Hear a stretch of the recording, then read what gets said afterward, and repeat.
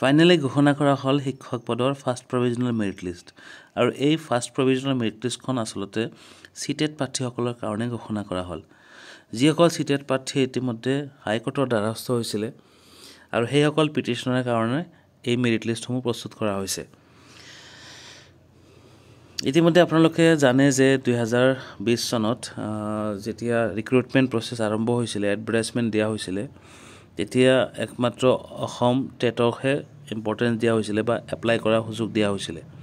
যাৰ ফলত বিক্ষোভৰে সিটেট প্ৰাৰ্থীসকলে হাইকোৰ্টৰ দ্বাৰস্থ হৈছিল আৰু অৱশেষত গৈ সেইসকল প্ৰাৰ্থীয়ে ন্যায় পালে আৰু হাইকোৰ্টৰ নিৰ্দেশ অনুযায়ী অসম চৰকাৰেও বাধ্য হ'ল আচলতে সেইসকল প্ৰাৰ্থীক নিযুক্তিৰ স্থান দিবলৈ অৱশেষত অসম চৰকাৰে প্ৰকাশ কৰিলে ফাৰ্ষ্ট প্ৰভিজনেল মেৰিট লিষ্ট আপোনালোকে ইয়াতে দেখা পাইছে যে এখন লয়াৰ প্ৰাইমেৰী সেকশনৰ ফাৰ্ষ্ট প্ৰভিজনেল মেৰিট লিষ্ট ইয়াতে আপোনালোকে দেখা পাইছে যে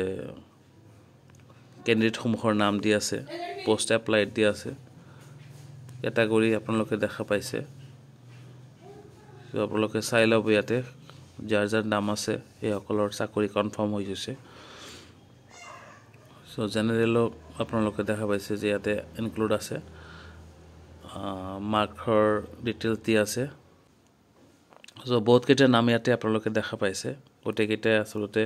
মেৰিট লিষ্টত স্থান পাইছে বহুতে ভাল খবৰ সিটেট প্ৰাৰ্থীসকলৰ বাবে যিসকলে ইতিমধ্যে পিটিশনাৰ হৈছিলে সেইসকলৰ কাৰণে এই ফাৰ্ষ্ট প্ৰভিজনেল মেৰিট লিষ্টখন